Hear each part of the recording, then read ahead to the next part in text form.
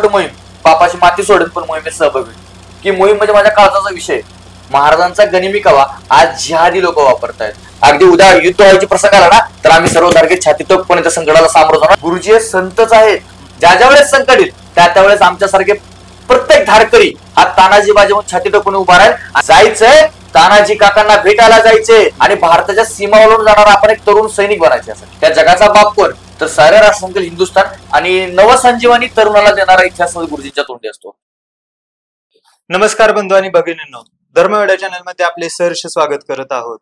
आज आपण अशा एका धर्मवेड्याला भेटणार आहोत की ज्याने शिवप्रतिष्ठान हिंदुस्थान व आदरणीय भिडे गुरुजी यांचे विचार गावोगावी पोहोचवले आणि देव देश धर्म हे तरुणांमध्ये जागे केले.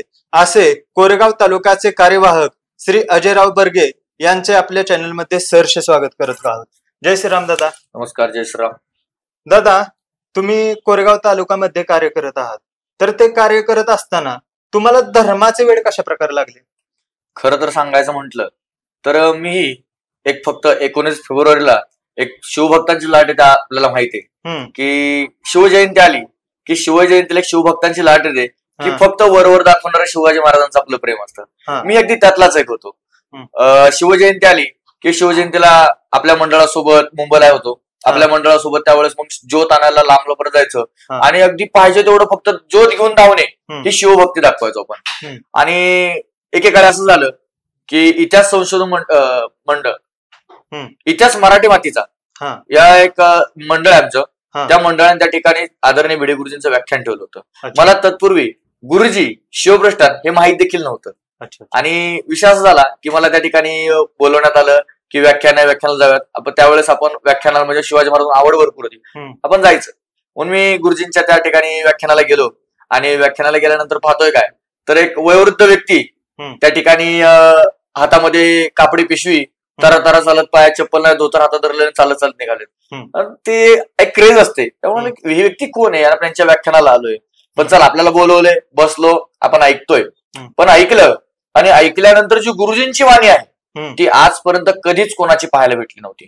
खऱ्या अर्थानं गुरुजी ज्याचं वय पाहता की तरुणाला लाजवेल असं म्हणतात बघा, ते अगदी खरं आहे की जे त्या वयामध्ये गुरुजींचं वय आहे त्या वयामध्ये गुरुजींची वाणी काय होती, स्पष्ट शब्द आणि तो अफाट इतिहास, तो मंत्रमुग्ध करणारा इतिहास आणि नवसंजीवनी तरुणाला देणारा इतिहास गुरुजींच्या तोंडी असतो.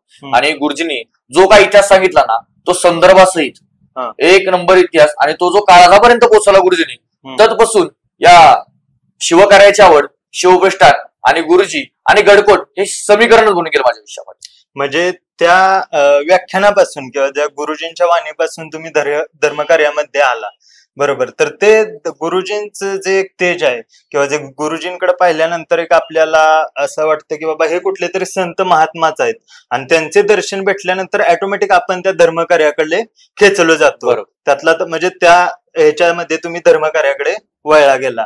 आता धर्मकार्य, भिडे गुरुजी आणि शिवप्रतिष्ठान, तर ह्यामध्ये तुम्ही कसे काय ओढला गेला? म्हणजे तुम्ही ज्या गावापासून जे कार्य केले, आज तुम्ही कार्य करत असताना प्रत्येक गावोगावी जाता, बैठका घेता, तरुण तरुणींना भेटता आणि त्या माध्यमातून तुम्ही धर्मकार्य करत असता. तर हे कशा प्रकारे चालू झालं? मुंबईला राहत होतो आणि मुंबईची लाईफस्टाईल म्हटलं की तुम्हाला मला सर्वांना माहितीये की मुंबईची लाईफस्टाईल म्हणजे आयुष्य आरामात जगणं, रोज इस्त्रीचे टापटीप पुढे परफ्यूम मारणे आणि आनंदाचं जीवन जगणं. फक्त पैशाशिवाय आपलं वेगळं काय नाही, आपलं कुटुंब आणि पैसा. पण जेव्हा गुरुजींचं मी पहिल्यांदा व्याख्यान ऐकलं त्याच्यातून कळलं की प्रत्येकाला आपलं घर दार संसार बायकापूर सर्व काही कुटुंब आहे, पण याच्या पलीकडे गेल्यानंतर एक देवादेशा धर्माचं कर्तव्य आपलं आहे आणि आपला संसार आपल्या कुटुंबानंतर एक देशासोबत देखील जोडले ते आपलं कर्तव्य हे जाणणार की त्यांच्या वाणीतून मला ते व्याख्यान ऐकायला भेटलं. आणि ती जी प्रेरणा भेटली त्यावेळची, त्या प्रेरणेतून एवढा मंत्रमुग्ध झालो की आपल्याला काहीतरी आपण देणं विसरलोय. आपण जन्माला आलोय पण जन्माला आल्यानंतर आपल्याला काहीतरी देवादेशा धर्मासाठी केलं पाहिजे.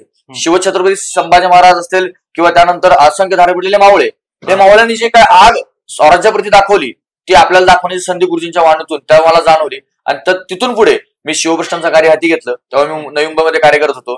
मला कार्यात आणणारे आदरणीय आमचे गुरु की बरदादा माळी की माळी बापूंनी मला कार्यात घेतलं. अगदी सुरुवातीला त्यांनाही राजकीय पॉलिटिक घराण्यातून होतो, राजकीय क्षेत्रातून राजकीय आवड, पण हे सर्व काही साईडला साडून मी त्या धर्मकार्यामध्ये उतरलो आणि त्या ठिकाणी कोपरखैरण्यामध्ये राहत असताना मुंबईमध्ये मी गल्लोगल्ली सेक्टर वाईज बैठका घ्यायला सुरुवात केली. प्रत्यक्षामध्ये मला म्हणजे मी असा एक व्यक्ती होतो की शाळेमध्ये मला आठवत नाही कधी मी पुढे स्टेजवरती बोललोय कधीच नाही आयुष्यामध्ये, कधीच नाही.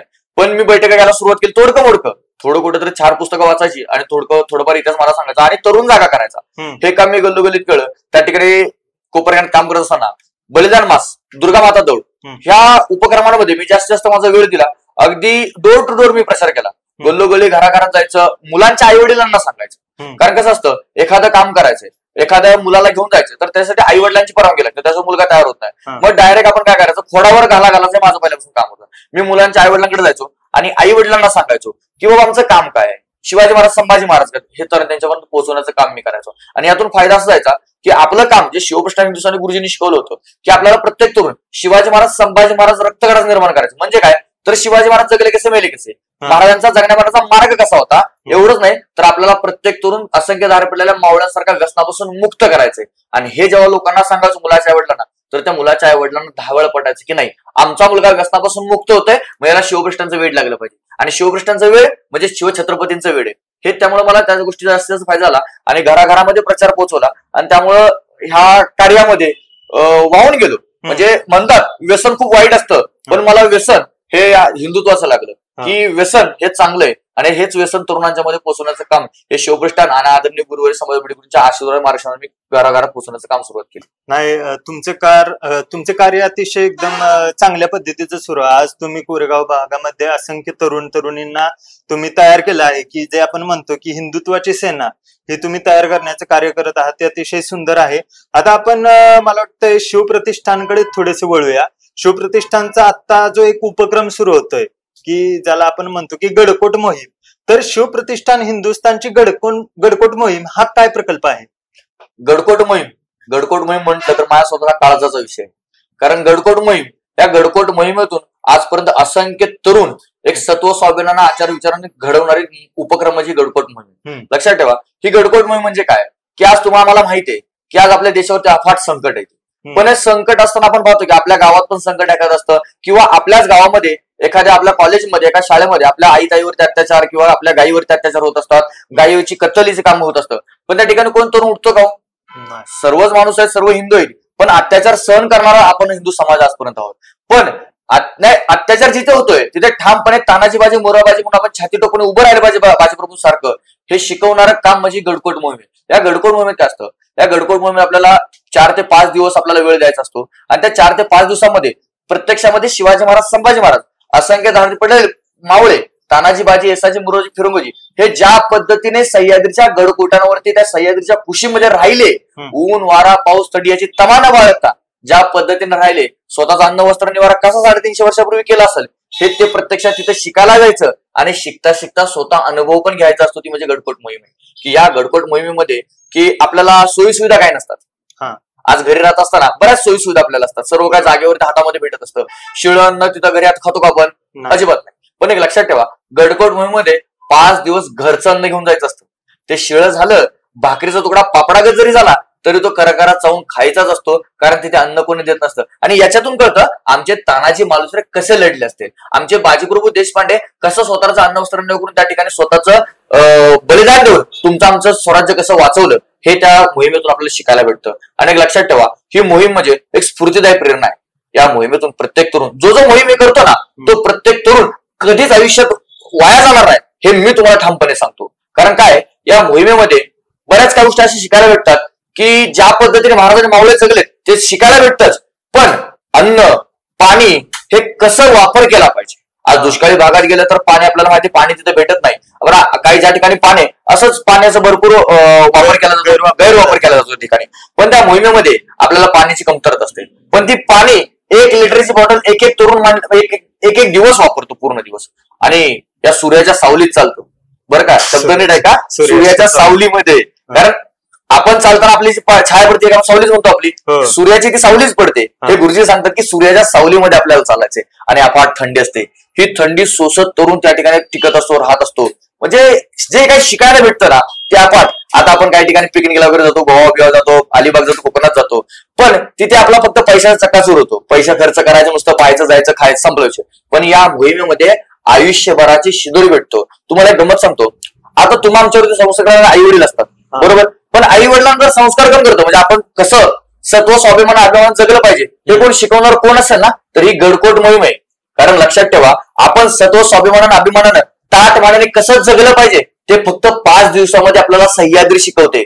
कारण आजचा प्रसंग आहे की एखाद्या तरुणाला अडचणीचा प्रसंग आला, एखादं संकट आलं, तर तो हार मानतो, गळफास घेतो, म्हणजे आपलं आयुष्य संपवण्याचा तो मार्गी लागत असतो. पण ही गडकोट आपल्याला 5 एवढं काय शिकवते की तुम्हाला किती जरी संकट आलं, त्या संकटावर मात देऊन तुम्हाला छाती ठोकपणे त्या संकटावर पाय देऊन उभं राहायचंय आणि ते विजय मिळवायचे. का तर डोळ्यासमोर तिथे गेल्यानंतर बाजी प्रभू देशपांडे उभे राहतात आणि त्या बाजींसमोर काय अवघड होतं, त्या बाजींसमोर एवढं मोठं संकट होतं, प्रत्यक्षामध्ये त्यांना मरणाला मिठी मारावी लागली होती. पण मरणाला मिठी मारताना तिने हसत हसत मरणाला मिठी मारली. मग ते आपल्याला का नाही? ते आपल्या नशिबाला उद्या जर आलं तर आपल्याला ते करायचंय. मग त्यासाठी आपण देखील तत्पर असलं पाहिजे, आपण देखील सक्षम असलं पाहिजे. आणि खरं सांगायचं म्हणलं ना, आज आदरणीय गुरुजींच्या माध्यमातून शिवकृष्ण हिंदुस्थानच्या मार्गावरती चालणारे कमीत कमी 15-20 लाख तरुण आहेत.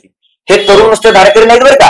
आज आमची ओळख आहे की धारकरी, पण फक्त धारकरी नाहीत, हे देशाचे राखीव फौज आहे. कारण ज्या वेळेस कुठेही अतिप्रसंग होईल, जिथे कुठे हल्ला होईल, जिथे कुठे अतिरेकी हल्ले होतात, त्यावेळेस धारकरी देखील पोलिसांसोबत त्याचबरोबर भारतीय सेनेसोबत खांद्याला खांदा उभा राहतो. आणि म्हणून देखील हे सारे धारकरी, हे गुरुजींचे धारकरी 15-20ची राखीव सेना आहे. उद्या देशावरती संकट आलं, अगदी उद्या युद्ध व्हायची प्रसंग आला ना, तर आम्ही सर्व धारकरी छातीतोकपणे त्या संकटाला सामोरं जाणार. आणि हा देश, ही मातृभूमी आणि हा धर्म टिकवण्याचं काम हे संघटनेच्या माध्यमातून, धारकऱ्यांच्या माध्यमातून होणार आहे. बरोबर आहे. म्हणजे ही जी गडकोट मोहीम आहे, ही गडकोट मोहिमेमध्ये जेव्हा तरुण जातो तेव्हा तरुण कोणत्याही प्रकारच्या व्यसनाला बळी पडत नाही, किंवा त्याला इतिहास पहिली गोष्ट समजते. किंवा ज्या वेळेस शिवाजी महाराजांच्या काळामध्ये मावळे लढत होते, ते लढत असताना त्यांनी कशा प्रकारे आपले म्हणजे सर्वाइव्ह झाले तिथं त्या कालावधीमध्ये, की तिथं अन्न कमी असतं, तुम्ही म्हणताय तसं पाणी कमी होतं, त्याचबरोबर ऊन, थंडी, वारा या सगळ्या गोष्टी अनुभवायला भेटतात.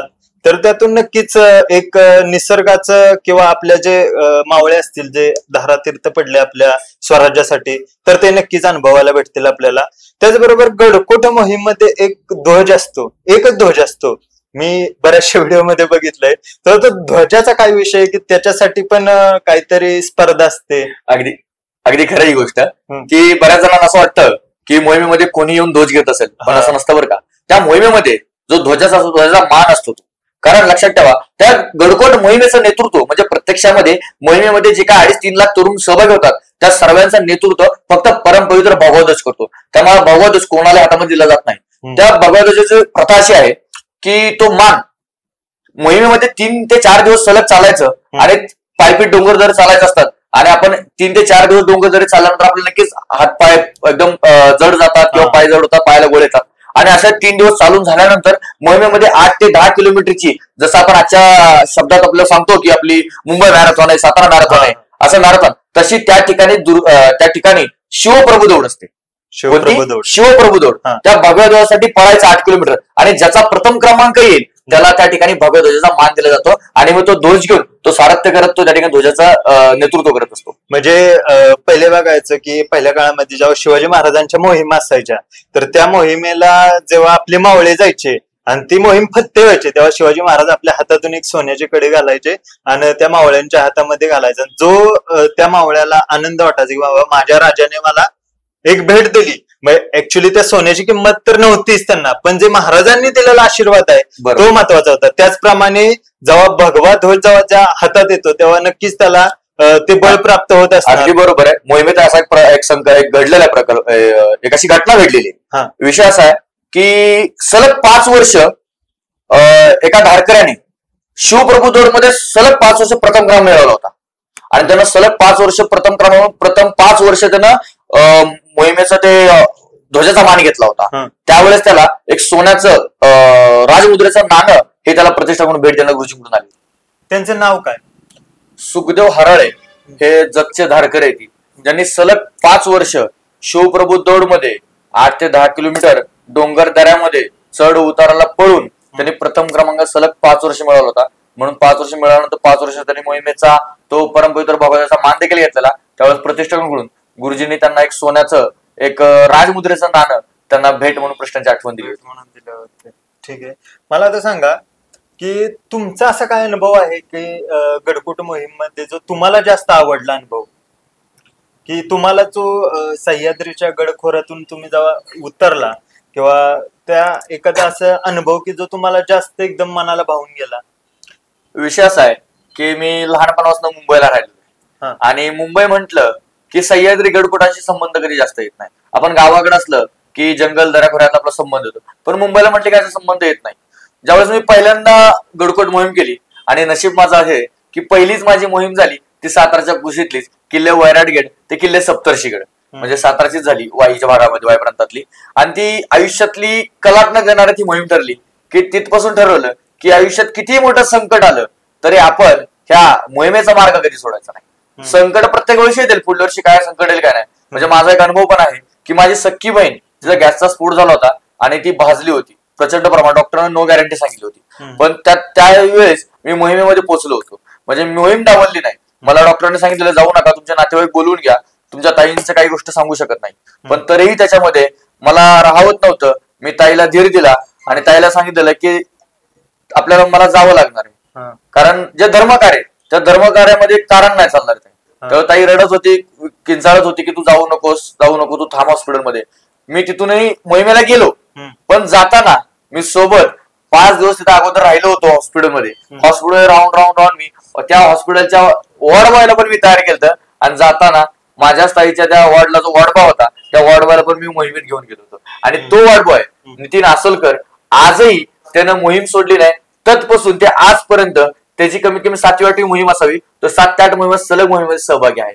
यातून काय झालं की सह्याद्रीची नाळ कधी नव्हती जास्त, पण ज्यावेळेस पहिली मोहीम केली त्या दऱ्याखोऱ्यातून चालायचं, सूर्याच्या सावलीत चालायचं, थंडी अनुभवायची आणि 1,00,000-2 लाख सर्व तरुण, ध्येय एकच भगवा, ध्येय एकच की फक्त हिंदुत्व, ध्येय एकच की राखीव सैनिक म्हणून आपल्याला देवा देशा धर्माच्या या ठिकाणी आपल्याला रक्षण करायचंय आणि भारताच्या सीमा ओलांडून जाणारा आपण एक तरुण सैनिक बनायचे यासाठी. आणि म्हणून त्या विचाराने झालं असताना ते सर्व वातावरण खूप हवंस वाटत होतं की जे की सातारचं आहे, त्यामुळे रग धग माज मस्ती अफाट आहे. पण ती आपली लायकी काय ती त्या मोहिमेत कळाली की आपण सलग 1 दिवस चालू शकत नाही, 2 डोंगर चढले की थकवा येतोय, आपण जीवाच्या आकांताने जीव वाचवून पळू शकत नाही ही त्यावेळेस कळलं. आणि त्यातून मोहिमेचे सहभाग वाढत गेला की नाही काही जरी झालं. मी तुम्हाला एक गोष्ट सांगतो की जस पहिली मोहीम केली, मोहीम केल्यानंतर मला ज्यांनी मला मोहिमेत आणलं होतं त्यांना मी शब्द दिला होता की यापुढे किती मोठं संकट आलं, अगदी वेळ प्रसंगी मोहीम आहे एका बाजूला आणि एका बाजूला माझ्या असं बोललं नाही पाहिजे, पण मी त्यावेळेस त्यांना शब्द दिला म्हणून मी आज त्या निमित्तानं आठवण झालं तुम्हाला सांगतोय. खरं तर हे नाहीच बोललं पाहिजे, पण तरीही बोलतो मी आज तुम्हाला की मी त्यावेळेस असा शब्द दिला होता की समजा वेळप्रसंगी असं संकट आलं की मोहीम आली आणि त्याच वेळेस माझ्या वडिलांचा काय घातपात झाला, माझ्या वडिलांची माते, मी वेळप्रसंगी माझ्या वडिलांची बापाची माती सोडेन पण मोहिमेत सहभाग होईल. असं नाही झालं पाहिजे. कृपा देवाची कृपा सर माझ्यासोबत असं घडलं नाही पाहिजे. पण एक त्यावेळेचा मी शब्द कारण उत्साह त्या मोहीमची एवढी मला आवडलेली, जी हृदयाला काळजाला स्पर्श झाली. मी सुरुवातीला म्हटलं की मोहीम म्हणजे माझ्या काळजाचा विषय की खऱ्या अर्थानं तरुणांनी कसं जगलं पाहिजे, कशा अर्थाने स्वतःच्या पायावरती उभं राहिलं पाहिजे, सत्व स्वाभिमानानं अभिमानानं ताटमाने जगलं पाहिजे. संस्कार देणारं आई वडिलांनंतर कोण असेल तर ही गडकोट मोहीम आहे. त्यामुळे सह्याद्रीमध्ये मला खूप आवडली ही मोहीम आणि त्या मोहिमेसाठी मी आतापर्यंत कित्येक तरुणांना या प्रश्नाने गुरुजींच्या महाराष्ट्रात तरुणांना तयार केलं. म्हणजे मुंबईत असताना मी वयवर्ष 5 ते वयवर्ष 9चे 37 ते 38 तरुण लहान पोरं, लहान मुलं त्यांना घेऊन जायचो आणि ते सर्वांचे आई वडील माझ्यावरती विश्वास ठेवायचे. कारण का ठेवायचे, हे काम शिवछत्रपतींचं होतं आणि शिवछत्रपतींच्या कामाला अविश्वास त्या उभ्या महाराष्ट्रामध्ये या संबंध देशामध्ये कोणीही दाखवणार नाही अविश्वास. त्या अनुषंगाने मी काम करत राहिलो आणि यश भेटत राहिलं आणि त्या सह्याद्रीच्या पासून माझ्या नाळ पोचली आणि त्या सह्याद्रीत अडकलो. ते अगदी शेवटचा श्वास पण सह्याद्रीमध्येच असेल एवढं नक्की. गुरुजींची भेट होते का? गुरुजींची भेट होते ना. आता गुरुजींची कामामुळे संपर्क वाढलेला आहे. गुरुजींचा फोन असेल किंवा भेटणं सारखं असतं. पण खऱ्या अर्थाने खरं सांगू का, आज गुरुजींचा मला केव्हा ना कामानिमित्त फोन येतो, पण खऱ्या अर्थाने जी ओढ असते मोहिमेत गुरुजींना भेटायची. का तर लक्षात ठेवा, आपले गुरु की ज्यांनी आपल्याला या कार्यामध्ये आणलं, आपल्याला सक्षम केलं. आज माझी जी काय ओळख आहे ही अजय बर्गीची ओळख नाही बरं का. ही ओळख आहे ना आदरणीय गुरुजींच्या आशीर्वादाचे, ही ओळख शिवप्रश्न हिंदुस्थानचे, हिंदुस्थानच्या धारकऱ्याचे. त्यामुळे ही जी काय ओळख भेटली हे गुरुजींचा आशीर्वाद आहे. गुरुजींचे किती जरी फोन आले पण प्रत्यक्षामध्ये गुरुजींना रोज त्या मोहिमेमध्ये चालताना दिवसभर पाहतोय आणि बिना चप्पलचे अनवाणी पायाने गुरुजी तापलेल्या त्या कडक डांबरावरती चालतात, त्या काट्याकुट्यामध्ये चालतात आणि त्या चाललेल्या काट्याकुट्याला जखम झालेले रक्तबंबाळ पाय आणि त्यावेळेस दर्शन घेण्याचा जो भाग असतो ना तो वेगळाच असतो, लक्षात ठेवा. त्यामुळे खऱ्या अर्थानं भेट गुरुजींची होते, पण भेट पाहायचे किंवा गुरुजींचं दर्शन घ्यायचे ते मोहिमेमध्येच. पण मी पण त्या गोष्टी बंद केलेलं आहे, कारण मला असं वाटतं गुरुजींचे चरण हे साधे सुधे नाहीये. गुरुजी काय म्हणतात, संत असावेत नाही, गुरुजी हे संतच आहेत. आज खऱ्या अर्थानं गुरुजी संत आहेत.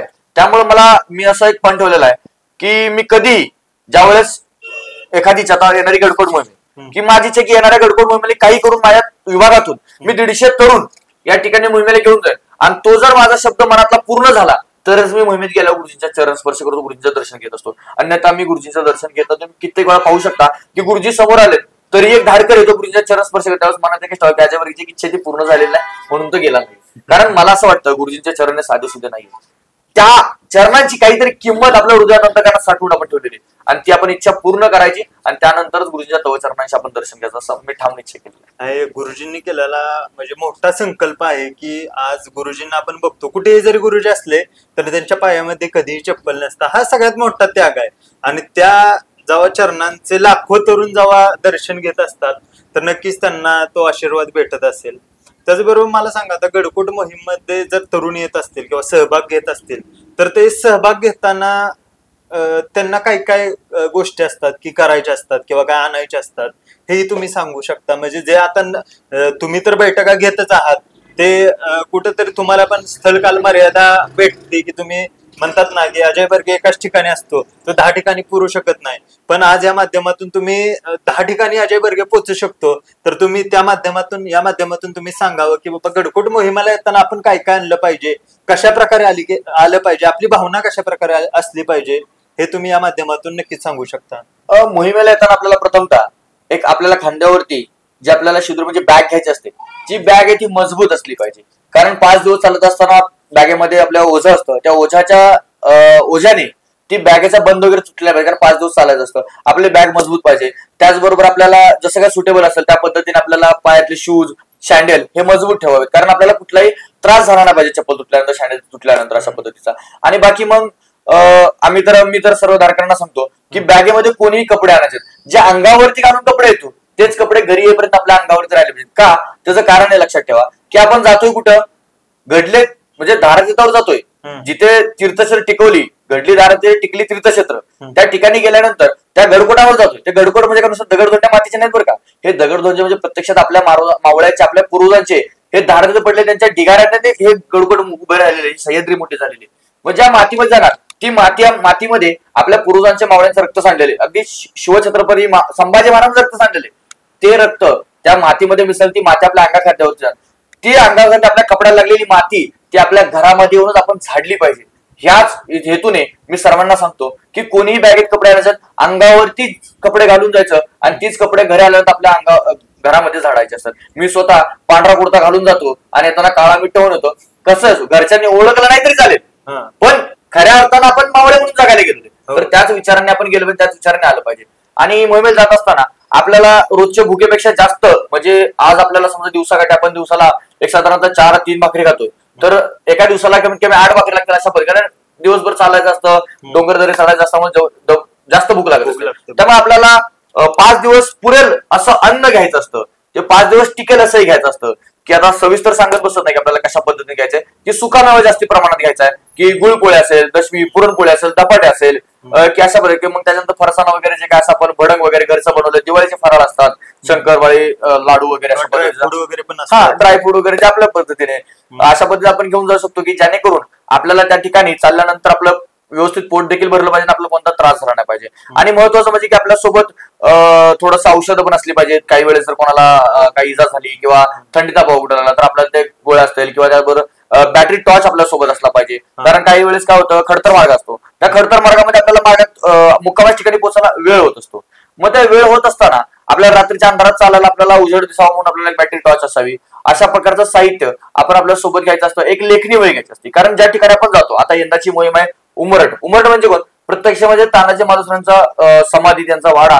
तिथून आपण जाणारे रायगड मार्गे मुराबाई देशपांडे समाधी. मग हे जे काही ठिकाणे पाहणार, तिथे काय एखादा आपल्याला इतिहास आपल्याला जाणायला भेटला, शिकायला भेटला, तर आपण लगेच त्या वहीमध्ये आपली जी काय नोंदवही घेणार तर नोंदवही आपली लिहिता येईल. किंवा आपल्याला आता महाराष्ट्रातले संबंध, महाराष्ट्रातले सर्व धारकरी येतात. मग त्या धारकऱ्यांनी भेटले, तुमची माझी ओळख झाली तर लगेच त्यांचं गाव नंबर टिपून घेता येत आपल्याला. एक ओळख वाढते, संपर्क वाढतोय, एक धर्मबंधूंचं एक नातं, ते कनेक्शन संपर्कात राहतं. धर्मवेळे पण भेटू शकतात. नक्कीच आलाला मोहिमेतला प्रत्येक जण धर्मवेळाच असतो. त्या ठिकाणी कोणी टिंगल टवाळा करायचा काय, चला पिकनिक नाही, कारण तो खडतर मार्गात जगायचा असता. आणि मोहिमेमध्ये येणारा हा काय साधा सुद्धा व्यक्ती नसतो. प्रत्यक्षामध्ये त्यांना त्यांच्या काळजाला शिवछत्रपतींचा काळी स्पर्श झाला असतं म्हणून तो येत असतो मोहिमेत, हे लक्षात घ्या. बरोबर. मला सांगा, अशी एखादी कुठली मोहीम जी शिवाजी महाराजांच्या काळातली झालेली होती, ती मोहीम अशी की तुम्हाला ती आवडली किंवा त्यातून तुम्हाला काहीतरी शिकायसारखं भेटलं किंवा काहीतरी तुम्हाला अनुभव भेटला, अशी एखादी कुठली मोहीम आहे का जी शिव काळातली झालेली होती? खरं सांगायचं म्हटलं, एखादी म्हणता याचाच प्रश्न पडतोय की शिवछत्रपतींच्या एवढ्या मोहिमा झाल्या, त्या सर्व मोहिमा की ज्या आपल्या तुमचं आमचं जगणं मुश्किल करणार होत्या, त्या सर्वांमध्ये विजय मिळवून तुम्हाला सुख समृद्धाने ठेवणाऱ्या मोहिमा घडल्या. पण तरी त्यात सांगायचं म्हटलं की अगदी पन्हाळगडचा वेढा आहे, त्याचबरोबर इकडं तानाजी मालुसरेंची कोंढाणा किल्ला आहे, की या मोहिमा म्हणजे आजही बोलताना म्हटलं की जेव्हा बाजीप्रभू सांगतो, तानाजी मालुसरे सांगतो, हे अंगावरती काटे येतात. की आपण जर विचार केला पन्हाळगडची मोहिमे ज्यावेळेस इतिहास घडला, की पन्हाळगडच्या वेढातून आपला राजा सुखरूप निष्ठावा जिवंत राहावा, जगावा टिकावा राहावा, यासाठी बाजीप्रभूंनी दिलेलं बलिदान, आणि ते बलिदान साधं सुद्धा नव्हतं, तर प्रत्यक्षात स्वतःचा सक्का भाऊ म्हणजे प्रत्यक्षात फुलाजी प्रभू देशपांडेंना सोबत घेतलंय. 600 बांदल सेना आहे आणि बांदलांसोबत बाजीप्रभू देशपांडे त्या घोडखिंडीमध्ये लढतायत. आणि लढत असताना साधे सुद्धा लढले नाही, तो ते धावत पळत कितीतरी तास आले ती, आणि त्याच्यानंतर दोन्ही हातात समशेर घेतात लढतायत. आणि दोन्ही हातात समशेरी घेत लढत असताना इतिहासामध्ये नोंद आहे की बाजीप्रभूंचा देह हा सेंदूर फासलेल्या हनुमानासारखा झालेला आहे. म्हणजे काय, याचा अर्थ की इतिहास सांगतो आपल्याला की बाजीप्रभूंचा देह हा संपूर्णपणे रक्तबंबाळ झालेला, की ज्या पद्धतीने हनुमानाला सेंदूर फासलेलं असतं त्या पद्धतीने रक्ताने माखलेले आपले बाजीप्रभू होते. त्यांच्या अवयवावरती कुठेही शरीरावरती एकही अवयव होता की जे तलवारीचा वार करायचा बाकी होता. आणि असा प्रसंग सर्व आहे की ज्यावेळेस तो वाचतो सांगतो त्यावेळेस एक ऊर्जा निर्माण होत असते की काय त्यांचे बाजीप्रभू असतील. खऱ्या अर्थानं अभिमान वाटतो की आम्ही त्यांचेच वंशज आहोत, की आम्ही त्यांच्याच रक्तगणातून घडलेलो आहोत. कधी कधी आपल्याला पण असं वाटतं की आज आपण फक्त एक छोट्याशा मोहीम करतोय, ह्या गडावरती त्या गडावर, त्या मोहीम आपल्या नावापुरते असतील. मला तर कधी कधी असं वाटतं प्रश्न, पण असं वाटतं कधी कधी आपण जरी त्या काळात असतो तर असं वाटतं की आपण पण कुठेतरी मावळा म्हणून लढत असतो. कधी जर वाटलं असतं तर शिवाजी महाराजांसाठी आपण पण जीव दिला असता. म्हणजे नक्कीच ती भावना आपल्या मनामध्ये पण उमटते कुठेतरी. अगदी उत्तम प्रश्न विचारला तुम्ही. खरं सांगायचं म्हटलं दादा की एक लक्षात घ्या की त्यावेळेचा प्रसंग होता की प्रत्येक काळरात्रीला आपल्या प्रत्येक मावळ्यांना लढावं लागायचं आणि वेळ प्रसंगी मरणाला सामोरं जावं लागायचं. पण आजची ती वेळ नाही की प्रत्येक वेळी तुम्हाला लढावं लागेल. आज वैचारिक युद्ध किंवा वैचारिक युद्ध आज आपल्यावरती हल्ले होत आहेत. पण ह्या मोहिमा शिवप्रष्टांच्या ज्या आहेत ना, लक्षात घ्या की या मोहिमा त्याचसाठी आहेत की उद्या ज्या वेळेस संकट होणार आहे त्यावेळेस या मोहिमेचं रूपांतर शिवछत्रपतींच्या त्या काळच्या मोहिमेत आपल्याला रूपांतर करून आपल्याला तानाजी छाती टाकून उभं राहायचं. आपल्याला प्रत्यक्षात हातामध्ये समशेर घेऊन लढायची वेळ आली तर आपण मागे न हटता आपण सक्षम असलं पाहिजे आणि लढायला दोन हात आपण तयार झालं पाहिजे जिहाद्यांसोबत. त्यासाठी मोहिमेचं स्वरूप आहे की या मोहिमा आता आपल्याला वाटतं की साध्या आहेत किंवा मोहिमेच्या माध्यमातून फक्त नावापुरतात. या नावापुरत्या नाही तर हे आता ट्रेनिंग चाललंय भारतीय सैन्याचं आपल्या धारकऱ्यांचं, आणि फौज तयार करायचं झालेले. या फौजेच्या माध्यमातून उद्या ज्या वेळेस संकट येईल त्यावेळेस आमच्यासारखे प्रत्येक धारकरी हा तानाजी बाजीवून छाती टाकून उभा राहील आणि येणाऱ्या संकटातून आमची आई आमची ताई या देशाचं या देवादेशा धर्माचं रक्षण केल्याशिवाय राहणार नाही. नक्कीच त्यासाठीच एक गडकोट मोहीम. आता ह्या वर्षीचा तुमचा काय संकल्प आहे? किती तुम्ही धर्मबंधू घेऊन जाणार आहात? यावेळेस आमचा संकल्प आहे की येणाऱ्या गडकोट मोहिमेला एक कोरेगाव तालुक्यातून संबंध 200 एक हाडामासाचे धारकरी आम्हाला घेऊन जायचे. हे 200 धारकरी उद्याच्या कोरेगावच्या सीमा रक्षण करण्यासाठी असणार, गावागावच्या. अच्छा, 200 धारकरी गेल्यानंतरच तुम्ही गुरुजींच्या पाया पडणार? नक्की नक्की. आणि आम्ही पण तिथे बघणार नक्की तुम्हाला.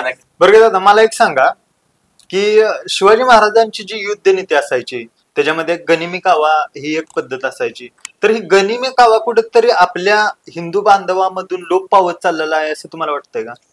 हो, नक्कीच.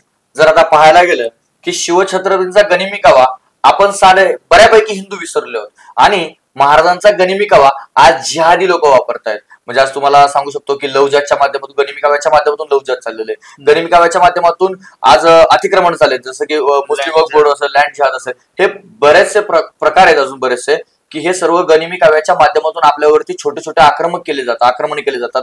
बरेच जिहादचे प्रकार अफाट येते, असंख्य येते, पण हे सर्व गनिमी काव्याच्या माध्यमातून चाललेले आहेत. उघड उघड नाही. म्हणजे आज खऱ्या अर्थानं पुनश्च एकदा शिवछत्रपतींचा गनिमी कावा आज तुम्ही आम्ही साऱ्या हिंदू बांधवांनी आत्मसात केलं पाहिजे आणि आपल्यावरती होणारे जी गनिमी काव्याच्या मधून आक्रमण तेच उलटवून थोपवण्याचं काम शिवछत्रपतींच्या युद्धनीतीच्या माध्यमातून आपण केलं पाहिजे. तर आणि तरच ह्या जगाचा बाप कोण तर साऱ्या राष्ट्रांतील हिंदुस्थान हे देखील आपण उद्या सांगू शकतो. त्यासाठी आपल्याला गनिमी कावा पुनश्च एकदा घ्यावा लागणार आहे. मला सांगा बरं दादा, त्याचबरोबर तुम्ही आज धर्मकार्य करत आहात, तर धर्मकार्य करत असताना तुम्हाला वेगवेगळ्या प्रकारच्या अडचणी येत असतील. म्हणजे काही आपल्या बांधवांकडून येत असतील किंवा काही जिहाद्यांकडून पण येत असतील. तर त्याचे तुम्ही कसे हे करता की त्यांना कसे सामोरे जाता? सामोरे जात असताना खऱ्या अर्थाने ज्यावेळेस ह्या कार्यामध्ये आलो त्यावेळेस घरावरती तुळशीपत्र ठेवूनच या कार्यात सहभागी झालो. कारण जेव्हा सुरुवात सहभागी झालो त्यावेळेस एक नक्की कळलं की हिंदुत्व कोणा गाबाळाचं काम नाही. या हिंदुत्वासाठी जर आपल्याला सामोरे जायचं असेल तर वेळ प्रसंगी सर्वांवरती माती, जसं की काळीच्या जेजांनी की आपल्या बायका पोरांवरती त्याचबरोबर आपल्या जहागिरीवरती पाणी फिरलं होतं, तशी वेळ तर आपल्याला पण पाणी फिरवावं लागेल. त्या पद्धतीने या कार्यामध्ये उतरलो. आता विरोधकांचं म्हणणार तर ज्यावेळेस आपण एखादं चांगलं काम करतो त्या चांगल्या कामाला विरोध आणि विरोधक हे नक्कीच तयार होत असतात. आणि खऱ्या अर्थात ज्यावेळेस विरोधक तयार होतात ना त्यावेळेस आपल्या कामाची पोचपावती भेटते आणि विरोधक तयार होतात त्यावेळेस आपलं काम हे 5 पटीने वाढत असतं. विरोधक नाही तर काम वाढत नसतं.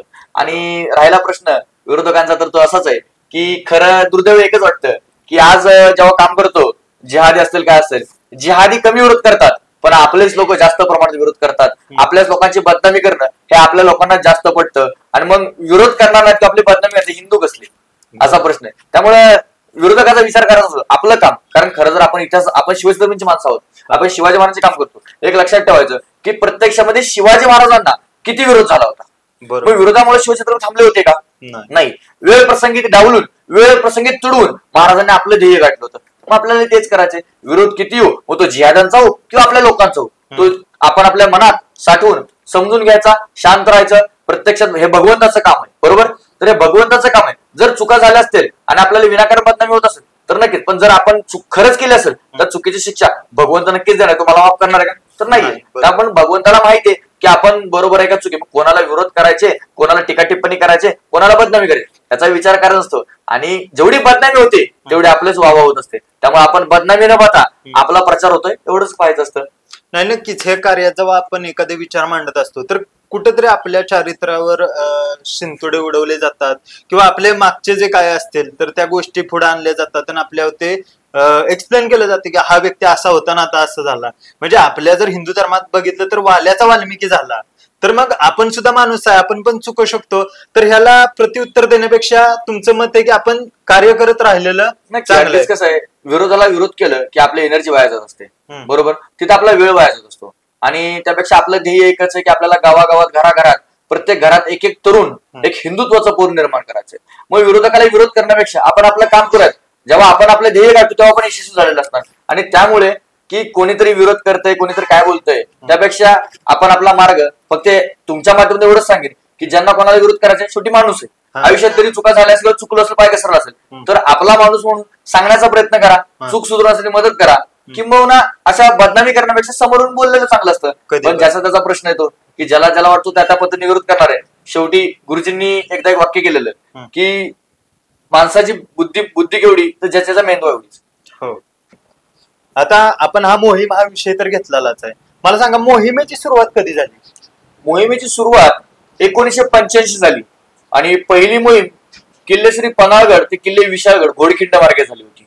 आणि त्यावेळेस पहिल्या मोहिमेला 148 जण धारकरी होते. म्हणजे तुम्ही आज पाहू शकता 40 वर्षापूर्वी, म्हणजे ही 40वी मोहीम आहे, 40 वर्षापूर्वी जी मोहीम झाली त्याला फक्त 148 जण धारकरी होती. आणि आज जर पाहायला गेलं तर त्याचं रोज रूप पाहायला भेटतंय की साधारणतः 3.5-4 लाख तरुण या गडकोट मोहिमेत सहभागी होतात.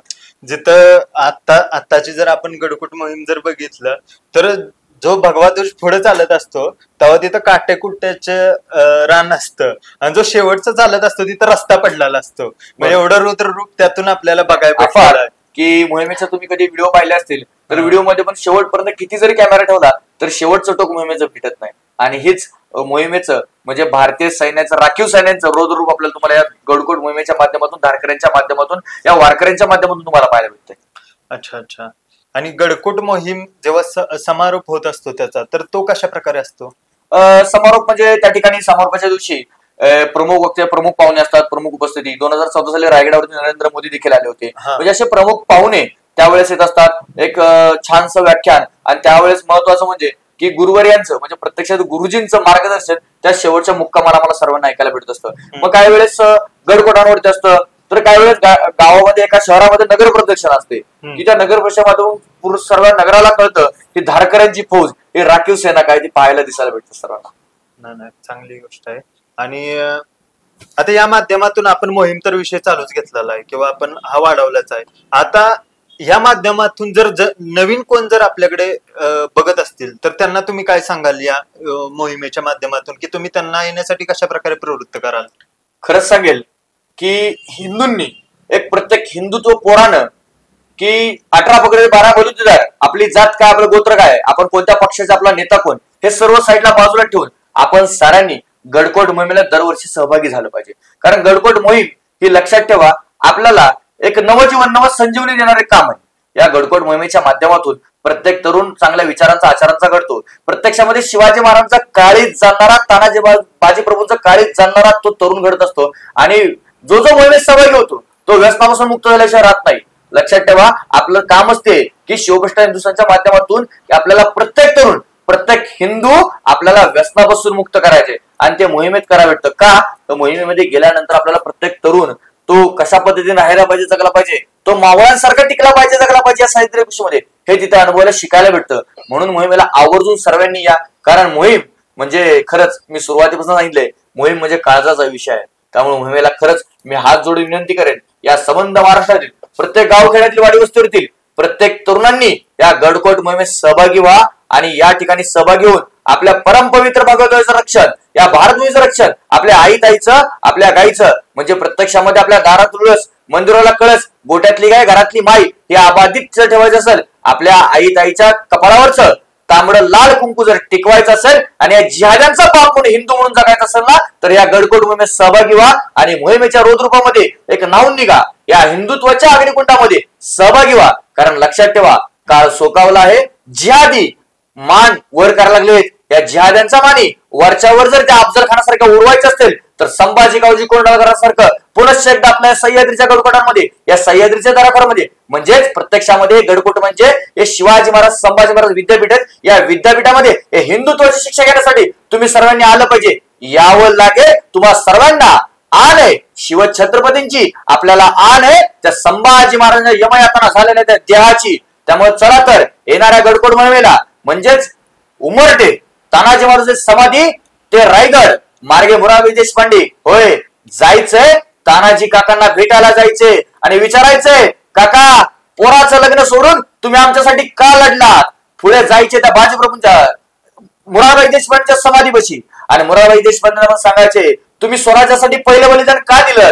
हे सारे प्रश्न पडले पाहिजेत. आणि शेवटला जायचे रायगडाला, आणि रायगडाला पुन्हा प्रश्न विचारते की लक्षात ठेवा राज, तुम्ही जे काही स्वराज्य निर्माण केलं ते आयतं दिलेलं स्वराज्य आम्ही टिकवणार, जगवणार. आमच्या आईताईचं, आमच्या गोमातेचं, या भारतभूमीचं रक्षण आम्ही केल्याशिवाय राहणार नाही. हे सर्व.